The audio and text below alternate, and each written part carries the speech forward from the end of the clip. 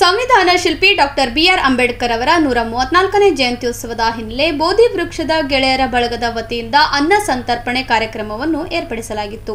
ಸಂವಿಧಾನ ಶಿಲ್ಪಿ doctor B R Ambedkar ಅವರ 134ನೇ ಜಯಂತ್ಯುತ್ಸವದ ಹಿನ್ನೆಲೆ ಬೋಧಿ ವೃಕ್ಷ ಗೆಳೆಯರ ಬಳಗದ ವತಿಯಿಂದ ಜಗತ್ ಸರ್ಕಲ್ ಬಳಿ ಇರುವ ಡಾಕ್ಟರ್ ಬಿಆರ್ ಅಂಬೇಡ್ಕರ್ ಪುತ್ಥಳಿಯ ಎದುರು ಜಯಂತ್ಯುತ್ಸವ ಸಮಾರಂಭಕ್ಕೆ ಆಗಮಿಸುವ ಅಂಬೇಡ್ಕರ್ ಅನುಯಾಯಿಗಳಿಗಾಗಿ ಅನ್ನ ಸಂತರ್ಪಣೆ ಕಾರ್ಯಕ್ರಮ ಆಯೋಜನೆ ಮಾಡಲಾಗಿತ್ತು.